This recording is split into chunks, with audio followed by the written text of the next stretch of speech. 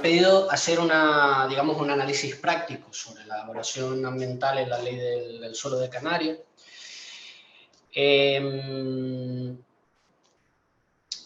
Ha sido una jornada intensa, así que voy a intentar ser, en la medida de lo posible, ameno. Para poder realizar digamos, este análisis práctico, esta muestra de las experiencias en evaluación ambiental, antes me gustaría hacer una pequeña introducción. Y es que me voy a centrar sobre todo hoy, más que en las experiencias prácticas, en cuanto a lo que es el procedimiento en sí, que también han surgido cuestiones a lo largo de estos años. Sobre todo el objeto de la experiencia, de la discusión, del debate, nos lleva siempre al mismo monotema, el concepto de plan a los efectos de la evaluación ambiental estratégica y su relación con el concepto de plan a efectos urbanísticos. Y a mí me gusta definirlo siempre con el adjetivo de tensión. La relación entre ambos conceptos es de permanente tensión, si es lo mismo o no es lo mismo. Y para ello vamos a hacer un pequeño repasito, prometo ser muy breve, a lo que es la normativa. El primero, la directiva. La directiva realmente no define el concepto de plan, sino realiza una especie de tautología, es decir, utiliza el sustantivo en la propia definición. Dice su artículo 2, se considerará plan a efecto de esta ley los planes que, y le añade una serie de requisitos. Hombre, eso no nos dice mucho, ¿no? Pero luego esos planes tienen que tener una cualidad, que puedan tener efectos significativos sobre el medio ambiente, que puedan, verbo importante. Entonces, ¿cuándo tiene un efecto sobre el medio ambiente? La directiva dice que siempre lo tienen, siempre, en todo caso, aquellos, vamos a decir, en lugar de planes voy a emplear la palabra decisión de ordenación, ¿vale? O decisión. Entonces, todas aquellas decisiones que creen el marco para después legitimar un proyecto que esté sometido a impacto o que pueda afectar a la red natura, siempre. Fuera de esos casos, la directiva dice, hombre, los estados establecerán en qué casos pueden o no pueden tener efectos sobre el medio ambiente utilizando o bien la técnica casuística, caso por caso, o bien la técnica tipológica, por tipos de planes, o ambos casos. ¿Qué es lo que dice la ley nacional en España? Bueno, primero no voy a ir a la ley 21, ¿vale? Voy a ir a la ley del suelo del Estado. El artículo 22 dice expresamente: los instrumentos de ordenación estarán sometidos a evaluación ambiental de conformidad con lo previsto en la legislación de evaluación. Entonces, la primera pregunta que nos tendríamos que hacer es,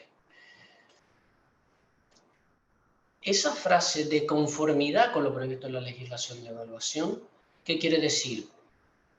Que todos los planes de ordenación están sometidos y el de conformidad es que el procedimiento para determinar si tienen o no efectos es conforme dice la ley 21, o cabría plantearse la posibilidad de que los instrumentos de ordenación estarían sometidos solo cuando cumplan los requisitos de la ley 21. Por lo tanto, habría posibilidad de que determinados planes que no cumplan los requisitos de la ley 21 estén excluidos. Esto no es una pregunta, no es una cuestión baladí. Ya se lo planteó el Tribunal Supremo en estas dos sentencias, 19 de julio del 21 y marzo del 22. Viene a decir básicamente que en la ley 21/2013 la posibilidad que nos da la directiva de poder excluir determinados planes se reconduce a la evaluación ambiental estratégica simplificada, no a la exclusión total. Y no otra cosa se dispone en el artículo 22 de la Ley del Suelo del Estado. La Ley 21, ¿cómo hizo con la directiva? Bueno, en cuanto a los proyectos sometidos a evaluación de impacto y los proyectos que puedan afectar a Red Natura 2000, la Ley 21/2013, al igual que la directiva, presume que siempre, en todo caso, van a tener efectos significativos sobre el medio ambiente y, por lo tanto, los somete a evaluación ambiental estratégica ordinaria, ¿vale? ¿Y cómo opta la Ley 21/2013 respecto a la posibilidad que otorga la directiva de elegir cómo determinar la previsible ausencia por la técnica casuística, no por la técnica tipológica. Excepción, que es el matiz que expongo con un asterisco. Hombre, en el caso de Canarias y Andalucía, que la ley expresamente, por ejemplo, excluye a los estudios de detalle por su escasa dimensión e impacto, pues ha sido validado por el Tribunal Constitucional, e incluso la ley murciana también, la sentencia del Tribunal Supremo de 16 de diciembre de 2021 se pronuncia también en esos términos, considerando que es perfectamente válido, ¿no? Y en Canarias, bueno, a la hora de analizar o de leer, de abordar la ley canaria, en un principio uno se va al artículo 86 y establece que están sometidos a evaluación ambiental estratégica ordinaria los planes generales, las modificaciones sustanciales, pero luego establece una serie de previsiones que en cierto modo se contraponen o podrían contraponerse, como ahora vamos a ver los ejemplos, con la Ley 21/2013. Primero, cuando por ejemplo dice que las modificaciones menores están sometidas a evaluación de impacto ambiental simplificada, modificaciones menores que es un concepto que la Ley 4/2017, aunque en su exposición de motivos intenta similar a la modificación menor definida en la Ley 21/2013, en realidad no es lo mismo, porque contrapone la modificación menor a la modificación sustancial y, en el caso de instrumentos urbanísticos, la modificación sustancial es o todo un nuevo plan general, o la reclasificación de suelo rústico urbanizable, o la creación de un nuevo sistema general. Por lo tanto, un supuesto como una recategorización de suelo rústico, que luego veremos un ejemplo, que puede tener importante repercusión en el medio ambiente, sin embargo es una modificación menor. Incluso recategorización de suelo rústico de un amplio espectro del municipio. Los planes parciales y los planes especiales, que también dice que están sometidos a evaluación ambiental estratégica simplificada. La suspensión de la vigencia de planeamiento, en la redacción originaria de la ley se excluía por completo de la evaluación ambiental y luego fue modificada por el decreto 1520. O los catálogos de protección, que el reglamento de planeamiento excluye por completo de evaluación. En esto también hay bastante debate al respecto. Y luego otros supuestos en los que la Ley 4/2017 no ayuda para nada a relajar esa aparente tensión que intentaba definir al principio. Me refiero a las ordenanzas, a casos como las ordenanzas provisionales, los programas de actuación sobre el medio urbano, las ordenanzas insulares para usos homogéneos en suelo rústico. Bueno, vamos a ver algunos ejemplos con imágenes que después de tanta norma práctica seguro que ayuda a que sea más ameno. Primer supuesto real, modificación menor de planeamiento general. El artículo 86 de la ley nos dice que está sometido a simplificar. En este caso, existe un cementerio en un núcleo rural de una isla de Canarias, que el plan general vigente categoriza como suelo rústico de protección paisajística.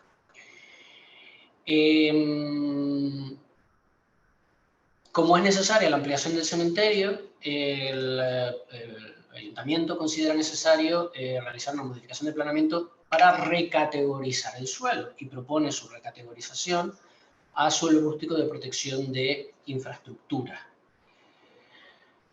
Como ven aquí. Claro, en principio, con el artículo 86 de la ley en la mano, esto sería una evaluación ambiental estratégica simplificada. ¿Qué nos ocurrió en este caso? Pues que resulta que el cementerio y una amplia parte de su derredor está incluido en zona de especial conservación, Red Natura 2000. Por lo tanto, entraría dentro de los supuestos de la Ley 21 de que puede afectar a Red Natura 2000 y por lo tanto estaría sometido a binitio, a evaluación ambiental estratégica ordinaria. Es verdad, alguien dirá que, bueno, que en el informe ambiental estratégico se puede deducir que puede tener efectos sobre el medio ambiente, pero es que la Ley 21 nos dice, con ese latinazgo que nos gusta mucho a los juristas, que dice iuris et de iure, una presunción que no cabe prueba en contrario, sí o sí, si afecta a Red Natura 2000, tiene efectos sobre el medio ambiente y por lo tanto el procedimiento a seguir sería el ordinario.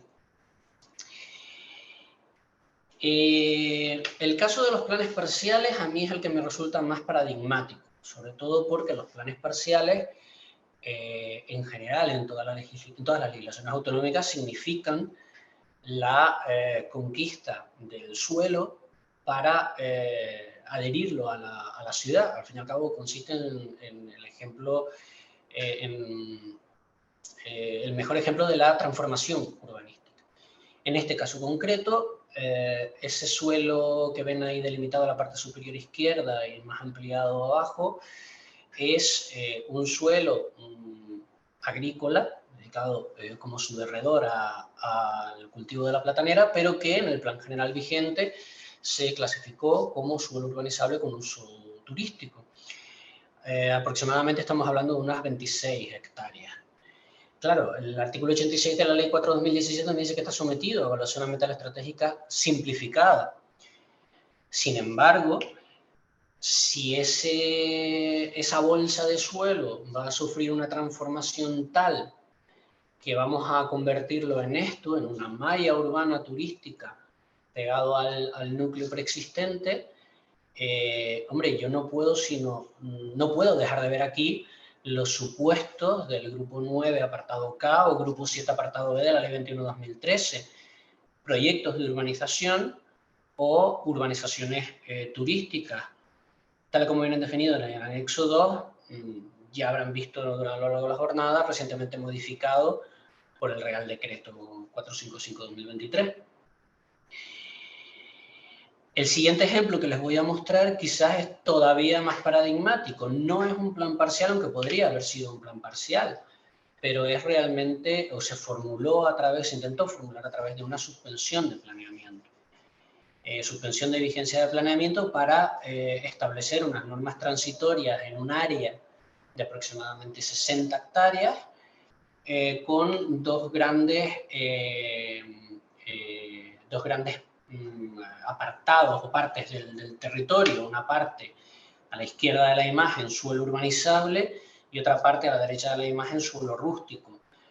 La izquierda de la imagen, el suelo urbanizable, pues en naranja pueden ver parcelas hoteleras, en verde espacios libres, si bien el de arriba es un parque urbano y el del centro es un equipamiento recreativo, y luego en amarillo un establecimiento comercial, ¿no? En azul las dotaciones.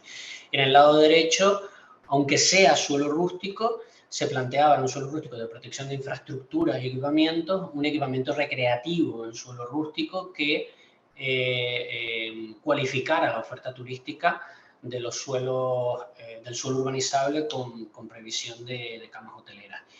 Insisto, yo aquí no puedo sino ver un proyecto de urbanización o una urbanización turística que en el anexo 2 de la ley me lo someta a evaluación de impacto ambiental simplificada y, por lo tanto, directamente la decisión o el planeamiento que legitima ese proyecto debería estar sometido a evaluación ambiental estratégica ordinaria. En este caso les diré que incluso en la incoación del procedimiento todavía estaba en vigor la Ley 4/2017 en su redacción originaria y, sin embargo, exigimos el planteamiento del procedimiento de evaluación ambiental ordinario desde el inicio. En cierta manera contradiciendo la Ley 4/2017, pero aplicando directamente la legislación básica y el principio de cautela. Precisamente, no con ocasión de la Ley Canaria, sino posterior, con una modificación de la Ley Murciana, que estableció expresamente que las normas transitorias de las suspensiones de planeamiento no tenían concepto de plan a los efectos de evaluación ambiental, la sentencia del Tribunal Constitucional 161/2019 nos da la siguiente pauta, que luego nos sirvió, por lo menos para promover la modificación de la ley 4, no en los términos en los que hubiéramos querido, pero bueno, lo relevante no es que las normas provisionales permitan o creen el marco para la futura autorización de un proyecto legalmente sometido a impacto. Vamos a la mayor, esas normas provisionales tienen los mismos efectos que el instrumento de planeamiento al que transitoriamente modifican. Y si ese instrumento de planeamiento está sometido a evaluación ambiental estratégica, la pregunta es ¿por qué las normas que lo sustituyen con los mismos efectos no van a estar sometidas a evaluación ambiental? Los catálogos de protección. Los catálogos de protección han generado un arduo debate. Es verdad que los catálogos de protección, en principio, atendemos a su nombre y serían una decisión de protección. Un acto a través del cual se protegen los inmuebles y, por lo tanto, bueno, si se protegen, parece que su predisposición es a congelarlos en el tiempo y, por lo tanto, qué efectos van a tener en el medio ambiente, ¿no? Este ejemplo, si bien va orientado a otro, se dio en la Rue de la Loi, que es la calle donde se encuentra en Bruselas el centro neurálgico de las instituciones europeas, en lo que se conoce como Distrito Europeo. De hecho, en esta imagen pueden apreciar en el edificio de en forma de estrellas la sede de la Comisión Europea. En el 2013, en diciembre de 2013, la Administración Urbanística belga adopta un reglamento regional de urbanismo zonal sin someterlo a evaluación ambiental, la cual dentro de ese perímetro que ven en rojo, pues distingue entre distintas parcelas y dentro de esas parcelas hay una serie de edificios catalogados, que son estos, un breve resumen. Espero que no se cuelgue la presentación. Vale. Bien, se presenta un recurso contra las autoridades judiciales belgas y las autoridades judiciales deciden suspender el procedimiento y plantear un recurso, una cuestión prejudicial, perdón, ante el Tribunal Superior de Justicia de la Unión Europea. En esta sentencia que se pronuncia sobre este asunto, se define, oye, el Reglamento Regional de Urbanismo Zonal contiene disposiciones relativas al número, disposición, dimensión de los edificios, superficie en planta, incluidas las plantaciones en los espacios libres, la concepción de los edificios en relación con los usos potenciales, la ordenación de los tejados, especialmente desde el punto de vista de la integración paisajística y de la vegetación. Entonces, todo este conjunto de disposiciones, dice la sentencia, estaba un poquito lento, pueden, la sentencia no dice que van a tener, sino que pueden tener repercusiones en la luz, en el viento, en el paisaje urbano, en la calidad del aire, en la gestión del agua, en las emisiones en la zona concernida. La envergadura y la disposición de los inmuebles de gran dimensión también pueden provocar efectos indeseables de sombra y de viento. Esto tiene que ver no tanto con los inmuebles protegidos, sino con la posibilidad que establece ese reglamento regional de que en determinados tramos de fachadas se puedan crear, digamos, concentrar la edificabilidad en edificios de un mayor número de plantas que alrededor, pero a su vez limitando esa altura respecto al planeamiento vigente que preveía posibilidad de mayores alturas, y este reglamento regional lo que pretende es limitar esas alturas para no entorpecer la visión de, sobre todo, el derredor del parque del Palacio Real de Bruselas. También esta sentencia hace eco de una jurisprudencia que ya viene de años atrás del Tribunal Superior de Justicia de la Unión Europea, donde define el concepto de plan con mayor, vamos a decir, riqueza respecto a lo que establece la directiva y que ha sido acogido en la disposición adicional tercera del decreto por el que se aprueba el reglamento de planeamiento de Canarias. Básicamente, que un plan estará sometido a evaluación ambiental estratégica cuando establezca definiendo reglas y procedimientos de control un conjunto significativo de criterios y condiciones para la autorización de uno o varios proyectos que a su vez puedan tener efectos sobre el medio ambiente. Esta misma disposición adicional dice, acto seguido, que los catálogos de protección, por no cumplir estos requisitos, no están sometidos a evaluación. Vale. A la derecha de la pantalla pueden ver un artículo real de una normativa, de un catálogo canario, donde se permite, entre otras cosas, si la ficha así lo recoge, obras de ampliación o remonta. incluso con el vaciado del edificio y volver a levantarlo.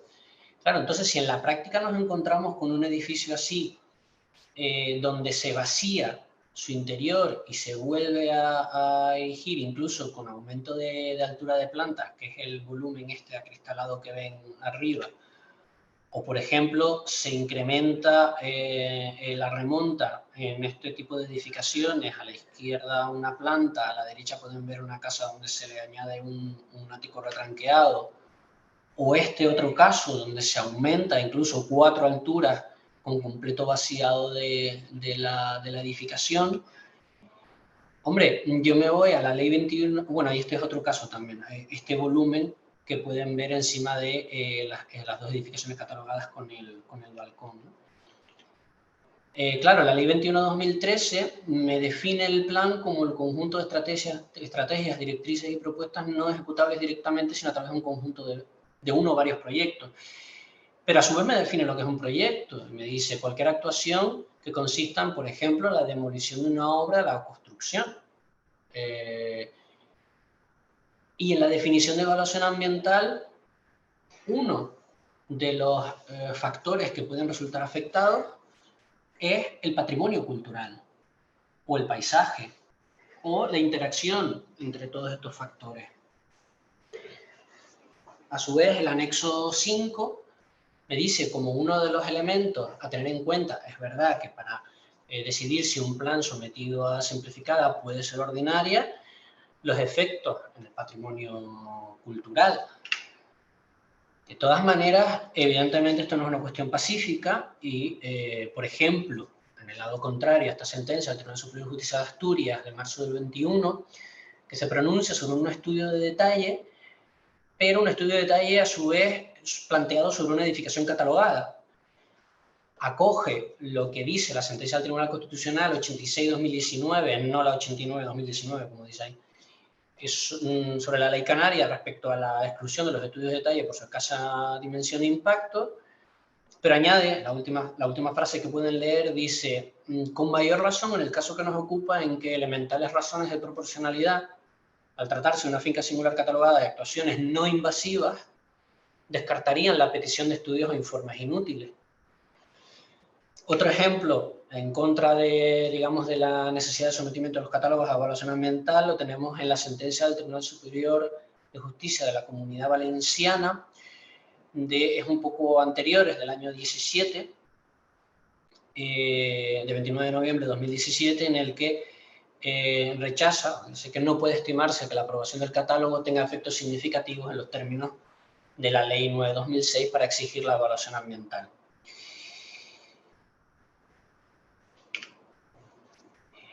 Bueno, las ordenanzas provisionales, insulares y municipales. Este es uno de los ejemplos de tensión entre el concepto de plan de efectos de evaluación ambiental y el concepto de plan de efectos urbanísticos, por ausencia completa de pronunciamientos expresos en la Ley 4/2017. Para las personas que no manejen la Ley 4/2017, que no se manejen con la ley canaria, esa es la definición que acoge el artículo 154 de nuestra ley. Vamos a decir otra vez, decisiones de ordenación que de forma provisional y motivadas por un caso de extraordinaria y urgente necesidad pública o interés social de carácter sobrevenido, para cuya respuesta no pueda esperarse al procedimiento ordinario de modificación, además fíjense, modificación menor de planeamiento, ahora les digo, pues se puede adoptar una decisión de ordenación con carácter de ordenanza y por el mismo procedimiento de la ordenanza, con el único límite de que no pueden reclasificar suelo. Bueno, este es un ejemplo de una ordenanza provisional en la cual se establece una regulación completa para todo el suelo rústico del municipio, una ingente ordenanza bastante larga, donde se establece todo un conjunto de construcciones, instalaciones, usos, actividades permitidos y prohibidos en todas las categorías de suelo rústico del municipio. Y dice, por eso les decía antes, quédense con el artículo 154, dice que no pueda esperar un procedimiento de modificación menor, Este artículo único habla, si se fijan, en tanto se produce la modificación sustancial o menor del plan general. Bueno, pues claro, si esa ordenanza es de todo el municipio para todo el suelo rústico, hombre, es difícil ver que no sea un plan a los efectos de evaluación ambiental, porque desde luego establece directrices, estrategias y propuestas no ejecutables directamente, sino a través de un conjunto de proyectos cuya repercusión o efectos significativos en el medio ambiente solo se puede conocer, al menos sometiéndolo a simplificado. Evidentemente, ello llevó a la comunidad autónoma a plantear un recurso contencioso administrativo y solicitar la suspensión cautelar, cosa que fue otorgada por el Tribunal Superior de Justicia de Canarias. Este es otro ejemplo, una ordenanza provisional que plantea la apertura en suelo rústico de una serie de viarios para descongestionar el tráfico del casco urbano. Ese viario se plantea por un suelo que en el plan general vigente se categoriza como suelo rústico de protección natural y además es ARH de protección ambiental según el plan insular. No se somete a evaluación ambiental, o sea, el ayuntamiento no lo sometió a evaluación ambiental. Aquí pueden ver en imagen aérea dónde aproximadamente estaría propuesta la apertura de esos viarios. La sentencia del Tribunal Constitucional que se pronunció sobre la ley canaria, lo primero que dijo o sea, no anuló el artículo de las ordenanzas precisamente porque se pretendía, como dice al final, la anulación por lo que no se regula. Y completar lo no regulado o completar lo regulado no es función del tribunal, obviamente, pero a mí me gusta más la parte primera de este párrafo. No en todos los casos puede deducirse que las ordenanzas no sean sometidas a evaluación ambiental, o sea, habrá casos en los que sí. Máxime cuando el propio precepto dice que se podrán aprobar con los mismos efectos que tendrían los instrumentos de planeamiento a los que transitoriamente reemplacen. Vale. Habrá que estar, dice, al contenido que dichas ordenanzas asuman en cada caso. Y a mí me lleva a una sentencia que suelo utilizar mucho, que no es de ordenanzas provisionales, ni tampoco es en Canarias, pero es del Tribunal Supremo en relación a una ordenanza municipal sobre si tenía que estar o no sometida preceptivamente al trámite de informe sectorial vinculante en materia de telecomunicaciones que establece la Ley General de Telecomunicaciones. El ayuntamiento defendía que era una ordenanza y, sin embargo, la Ley General de Telecomunicaciones hablaba de ese informe preceptivo respecto a los instrumentos de planificación territorial urbanística. La sentencia del Tribunal Supremo de febrero de 2013 dice, hombre, por encima del significante hemos de atender al significado, a la finalidad y contenido. Lo que importa no es cómo lo llamemos, sino su naturaleza, finalidad y contenido. Las cosas son lo que son y no como se las llama. Y en definitiva, a estos efectos, concluye, será plan cuando se pretende introducir una ordenación jurídica con repercusión sobre la ordenación territorial y urbanística. No porque no se llame plan o se deje de llamar plan. Ello también me sirve para los programas de actuación sobre el medio urbano. También para los oyentes que no estén familiarizados con la ley canaria, los programas de actuación sobre el medio urbano vienen a ser una decisión de ordenación que pretende amparar una actuación sobre el medio urbano, es decir, tal y como vienen definidas en la Ley de Suelo del Estado. Pero estos programas de actuación, primero, según dice el artículo 307 de la ley y 122 del Reglamento de Gestión Autonómico, pueden modificar las determinaciones previstas en el instrumento de planeamiento urbanístico y pueden acoger propuestas de ordenaciones tales como actuaciones de reforma, renovación urbana o actuaciones de dotación. Ello me lleva al siguiente ejemplo que alguna vez también he utilizado. Esto es una actuación en el centro de Madrid donde un antiguo cuartel de artillería pues, se demuele el Ministerio de Defensa lo desafecta, lo vende y una cooperativa decide promover un edificio de viviendas a través de un plan parcial de reforma interior. Llegó a los tribunales y el Tribunal Supremo define esta actuación. Fíjense dónde se encuentra, una parcela en medio de la ciudad, en Raimundo Fernández Villaverde, más o menos para que se haga una idea, enfrente del Corte Inglés del Nuevo Ministerio y del defenestrado edificio Windsor. Una parcela de 14.000 metros cuadrados en el que se plantea un plan parcial que le va a otorgar una edificabilidad de 54.000, pasando de 16 viviendas, que eran las que estaban en el antiguo cuartel, a más de 400, la define como una actuación no de dotación, sino de reforma o renovación. Pero lo importante, a mi modo de entender, está dentro de la ciudad, una parcela perfectamente delimitada. Uno puede pensar, bueno, incluso si no hay patrimonio histórico de por medio, ¿qué efectos puede tener sobre el medio ambiente? Bueno, a estos efectos les hago eco de una recientísima, no tiene ni un mes, sentencia del Tribunal Superior de Justicia en la Unión Europea, 25 de mayo de 2023. El Tribunal de Justicia ya ha rechazado la tesis según la cual en las zonas urbanas el impacto ambiental de los proyectos de urbanización es prácticamente inexistente y se ha referido a este respecto a criterios como zonas de gran densidad demográfica, así como, esto ya parece más evidente, paisajes con significación histórica, cultural o arqueológica. El caso de esta sentencia es el siguiente. Es en el centro de Viena. El centro histórico de Viena es patrimonio de la humanidad. Tiene una zona restringida, un núcleo central que es el perímetro en azul y una zona tampón o de protección que es la zona amarilla. Y en el circulito ese rojo que ven ahí, que es donde se encuentra la sede de la Orquesta Sinfónica de Viena, al lado había, a principios del siglo XX, una pista de hielo. En los años 60 se construye un hotel, el Hotel Intercontinental. Curiosamente, en la zona donde había una pista de hielo se planteó, y lo pueden ver en la pantalla, una playa. O sea, eso que ven ahí es arena amarilla.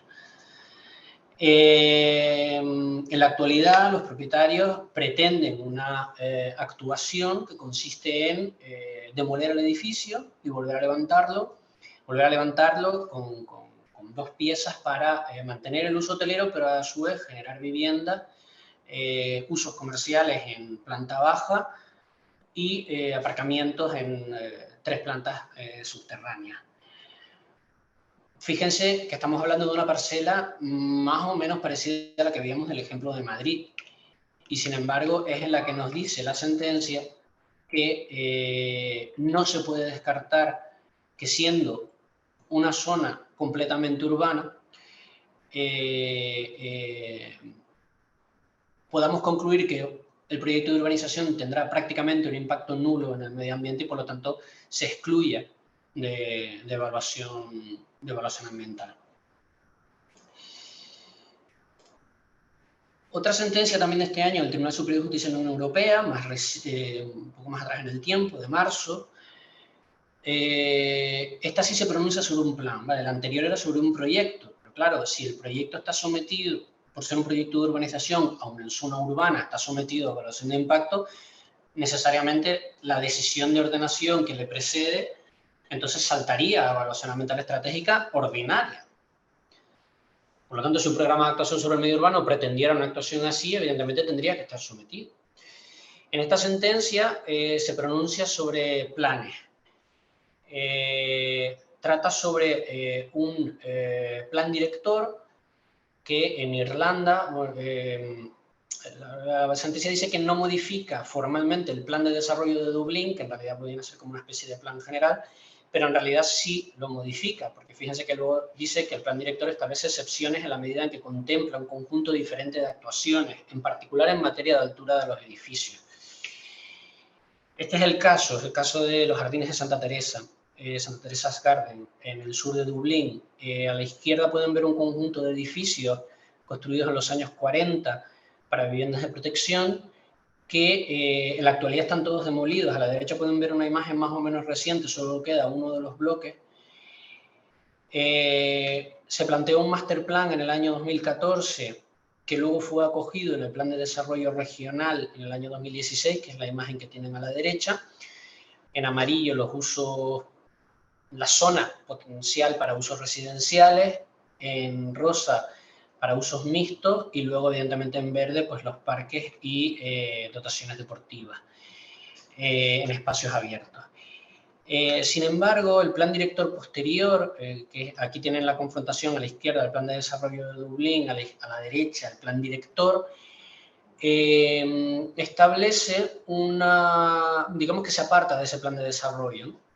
En especial, dice la sentencia, en materia de alturas, porque a su vez el gobierno irlandés había establecido unas directrices políticas que pretendían fomentar la homogeneización de las ciudades, evitar su crecimiento a lo largo y, sin embargo, que crecieran a lo alto. Entonces, en base a esa directriz política, pues el plan director aumenta las alturas inicialmente previstas en el plan de desarrollo de Dublín. Ese plan director no fue sometido a evaluación ambiental y la sentencia del Tribunal Superior de Justicia de la Unión Europea considera que sí debería estar sometido. El único matiz que realiza, y se lo deja, le deja la patata caliente a las autoridades judiciales irlandesas, es que, como pueden ver abajo a la derecha, aparentemente es una ordenación indicativa y entonces el Tribunal Superior de Justicia le deja al Tribunal irlandés la decisión la decisión sobre si efectivamente es indicativo o no, y si no lo fuera, si es vinculante, entonces sí tendría que estar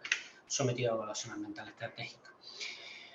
Para ver un caso aquí, esto es una actuación recogida en un programa de actuación sobre el medio urbano planteado por un particular ante un municipio canario, un edificio antiguo dedicado a una industria harinera, donde los propietarios plantean la demolición de la edificación y donde está el bloque, digamos, crear una plaza pública, y donde está el edificio de planta baja más 4, pues hacer un edificio residencial de, un edificio residencial de 14 plantas. Bueno, es una actuación, llamémosla de dotación, llamémosla de regeneración o renovación urbana, verdad que la parcela no llega a los 14.000 del ejemplo de Madrid, sino de 2.000, pero bueno, 2.000 la residencial más el espacio libre del derredor, aún así tampoco llega, pero en este caso se sometió a evaluación ambiental estratégica simplificada. Respecto a las ordenanzas insulares de regulación de usos homogéneos en suelo rústico, desgraciadamente no tengo ningún ejemplo, pero es verdad que de la definición acogida a la transitoria quinta de la ley, capacidad para establecer criterios de homogeneización de usos en suelo rústico según sus categorías, a mí me recuerda muchísimo a la ordenanza provisional que veíamos antes sobre usos de suelo rústico y que fue suspendida su efectividad por el TSJ ante la ausencia de evaluación ambiental. Por lo tanto, a mí no me cabe duda que en principio entra dentro del concepto de plan a los efectos de evaluación ambiental. Bueno, con esto sé que he ido demasiado rápido, pero he intentado ser ameno, práctico y cumplir con los tiempos. Así que si tienen alguna pregunta, pues encantado, y si no, pues gracias por la atención prestada. Muchas gracias al ponente. La verdad es que ha sido una ponencia que es de agradecer, sobre todo por los múltiples, o más que múltiples, numerosos casos que han ilustrado su presentación, casos bueno, a los que se han enfrentado la Dirección General de Ordenación de Territorio, y desde luego de esta manera, pues yo creo que la explicación resulta bastante más clara e ilustrativa. Bueno, pasamos al turno de preguntas, reconociendo en primer lugar que en el chat se ha generado realmente un debate interno en relación precisamente al sometimiento o no de los catálogos de protección al procedimiento de evaluación ambiental. Yo creo que en este sentido hemos advertido a lo largo de la exposición de ponente que desde luego ha manifestado de forma muy clara su planteamiento. Aún así, José Ramón Baudet, sí es verdad que hay una pregunta que creo que viene a indagar un poquito más en este tema de la evaluación ambiental de los catálogos, y que por su interés paso a compartir. La pregunta es la siguiente. A ver si la rescato por aquí.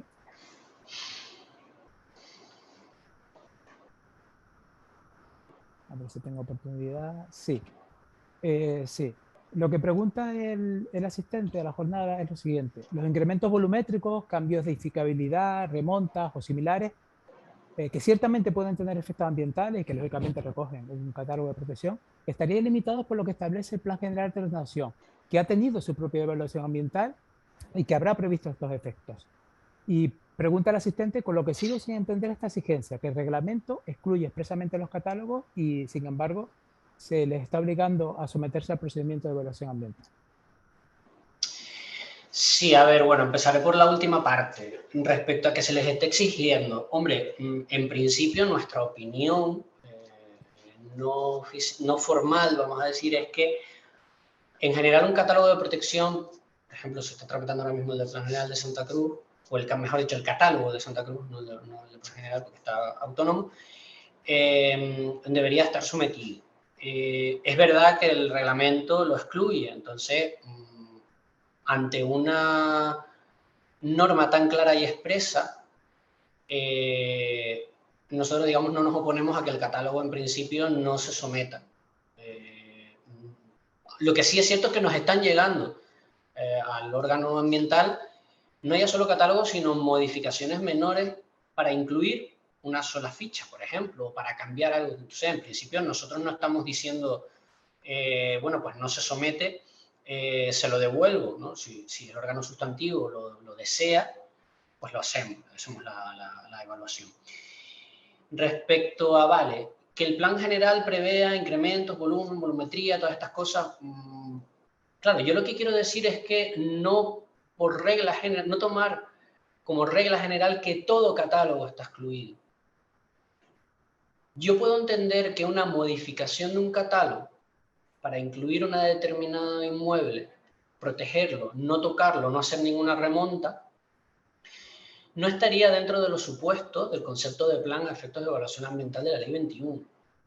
De hecho, hay alguna reciente sentencia del Tribunal Supremo que viene a decir, en el caso es un caso de Madrid, pero bueno, viene a decir que el órgano no sustantivo, pero sí el ambiental, estaría facultado para establecer exclusiones de plan. O sea, le viene hablando en plata, una solicitud de consulta para saber si un plan o una modificación menor está o no incluida o excluida, y el Tribunal Supremo considera que sí, que puede el órgano ambiental decir, vale, está excluido. Pero eso para en qué caso dice esa sentencia, para aquellos casos en que la legislación autonómica no se haya adaptado a la legislación ambiental. Claro, en el caso de Canarias, realmente hay una legislación, la 4/2017, que precisamente es, vamos a decir, adaptación a la ley de 21/2013 en cuanto a los instrumentos urbanísticos y territoriales. Es decir, establece la regulación del procedimiento de evaluación ambiental y establece también los supuestos. Y entonces nos dice en qué supuestos sí, en qué supuestos no.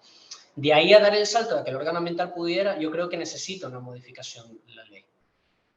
Ahora bien, en el caso de los catálogos, hombre, no es lo mismo un catálogo de por ejemplo, para incluir un determinado inmueble cuya volumetría, edificabilidad, etcétera, está ya determinada en el plan general, que por ejemplo, en los casos de los catálogos de los conjuntos históricos. Claro, un conjunto histórico puede venir con un catálogo de 200 inmuebles. Y el catálogo acompaña el plan especial, y el plan especial, que además es autónomo, puede establecer su propia ordenación volumétrica y a lo mejor ahí sí generar en función de las remontas que permita o no. La ley de patrimonio cultural permite también romper, digamos, permítame la expresión, las alineaciones y rasantes históricas en determinados casos siempre que contribuye, dice, a la mejora del conjunto. Bueno, pues habrá que ver si esa apertura de un nuevo viario, rotura de las alineaciones preexistentes pueden o no generar efectos en el patrimonio cultural. No digo que lo tengan, efectos. Digo que la forma de determinar si tienen o no efectos es a través de la simplificada. Entonces, yo voy más a la generalidad. Que me diga que todo catálogo está excluido, hombre, no. Yo creo que hay casos en que de cajón sí y hay casos en que serían excluibles, pero para eso yo creo que la ley 4/2017 necesita una vuelta de tuerca y dar esa capacidad de decisión a los órganos ambientales. Perfecto, yo creo que podemos dar por respondida a la pregunta que se ha planteado, Mercha. Y pasamos desde una cuestión muy concreta a una cuestión de carácter mucho más generalista. ¿Considera el ponente que fue un acierto la descentralización que hizo la Ley del Suelo de Canarias en distintos órganos ambientales? Vamos a ver. Al final, la descentralización de cualquier competencia no deja de ser una decisión amparada en una multitud de criterios, que pueden muchos de ellos políticos, otros técnicos. Pero lo que yo he detectado es que hay, digamos, dos vertientes respecto a esa opinión, ¿no? La vertiente de si permítame la expresión, de si el medio ambiente es o no, o conoce o no, mejor dicho, de límites administrativos, que a su vez yo tendría dos subrespuestas, vamos a decir. Es verdad que el medio ambiente no entiende de límites administrativos, pero la descentralización no tiene por qué ser perjudicial para ello. Si todos los municipios y todos los cabildos tuviesen su órgano ambiental y la evaluación ambiental siguiera una aplicación, unos criterios homogéneos, etcétera, pues no le veo problema. Voy a dar un ejemplo paralelo. Cuando vamos a decir, se descentralizó, por llamarlo de alguna manera para que todo el mundo me entienda, las actividades clasificadas, ¿no? Que pasaron de los cabildos a los ayuntamientos. Eso supuso, en términos de cumplimiento de la legislación, un empeoramiento o una mejora. Bueno, al final habrá habido un desarrollo, es verdad que al principio hay que especializarse, etcétera. El problema que veo yo en la descentralización no es tanto la atomización de los centros de decisión, que la práctica está dando a entender que no ha sido, que creo que no ha sido del todo acertada, pero quizás no por la descentralización en sí o por la atomización de los centros de decisión, sino porque de la noche a la mañana los ayuntamientos o los cabildos tenían que empezar a hacer algo para lo que no estaban preparados. Yo he estado, decían en mi presentación, en 3 ayuntamientos. Hombre, cuando uno envía competencias hacia abajo, es que el de abajo tiene que estar preparado. Y eso lo que ha provocado al final es que no habían órganos ambientales constituidos, no hemos podido constituirlo, volvemos a delegar, se vuelve eso hacia arriba. Entonces, en realidad, en la práctica lo que ha demostrado no es tanto que sea un problema de atomización del centro de decisión, sino que quien quería la competencia al final no ha podido adaptar su infraestructura, en especial en materia de personal a ello. ¿Acierto o no? Bueno, yo creo que todavía nos queda un poquito de trecho que recorrer para saberlo. Bueno, estupendo.